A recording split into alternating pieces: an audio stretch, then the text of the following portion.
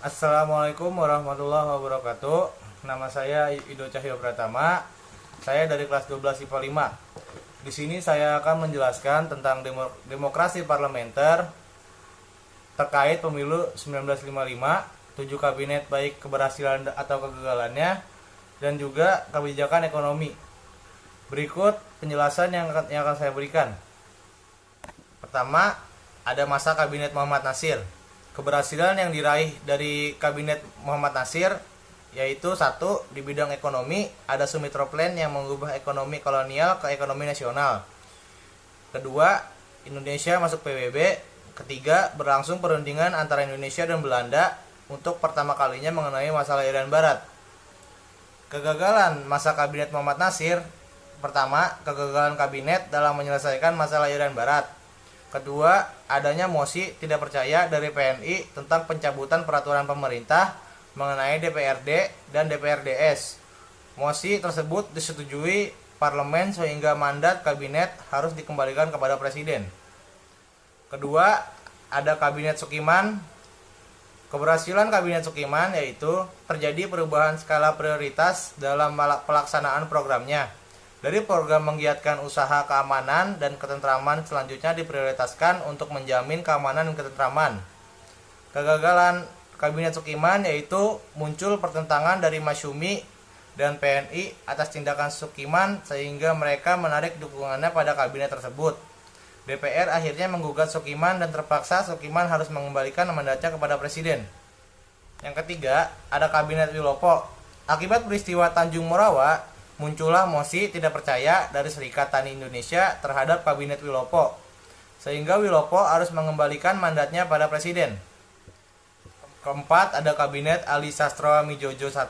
Keberhasilan kabinet Ali yaitu persiapan pemilihan umum untuk memilih anggota parlemen yang akan diselenggarakan pada 29 September 1955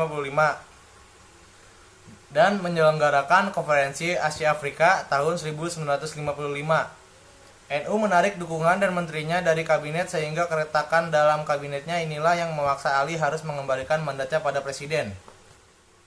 Yang kelima, ada kabinet Burhanuddin Harahap.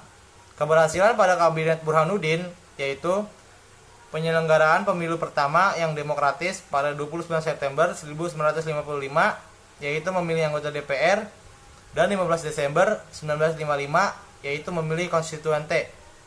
Terdapat 70 partai politik yang mendaftar tetapi hanya 27 partai yang lolos seleksi. Menghasilkan 4 partai politik besar yang memperoleh suara terbanyak yaitu PNI, NU, Masyumi, dan PKI. Perjuangan diplomasi menyelesaikan masalah Irian Barat dengan pembubaran Uni Indonesia Belanda. Pemberantasan korupsi dengan menangkap para pejabat tinggi yang dilakukan oleh polisi militer. Terbinanya hubungan antara Angkatan Darat dengan Kabinet Burhanuddin. Menyelesaikan masalah peristiwa 27 Juni 1955 dengan mengangkat Kolonel A.H. Nasution sebagai staf Angkatan Darat pada 28 Oktober 1955. Kegagalan yang ada di Kabinet Burhanuddin Harahap yaitu dengan berakhirnya pemilu maka tugas Kabinet Burhanuddin dianggap selesai. Pemilu tidak menghasilkan dukungan yang cukup terhadap kabinet sehingga kabinet pun jatuh. Yang keenam, ada Kabinet Ali Sastroamidjojo II. Keberhasilan Kabinet Ali Sastroamidjojo II yaitu mendapat dukungan penuh dari presiden dan dianggap sebagai titik tolak dari periode planning and investment. Hasilnya adalah pembatalan seluruh perjanjian KMB.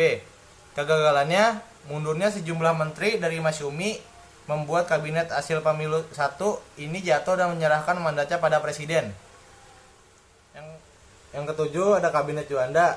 Keberhasilan Kabinet Juanda yaitu pertama, mengatur kembali batas perairan nasional Indonesia melalui deklarasi Juanda yang mengatur mengenai laut pedalaman dan laut teritorial. Kedua, terbentuknya Dewan Nasional sebagai badan yang bertujuan menampung dan menyalurkan pertumbuhan kekuatan yang ada dalam masyarakat dengan presiden sebagai ketuanya. Ketiga, sebagai titik tolak untuk menegakkan sistem demokrasi terpimpin.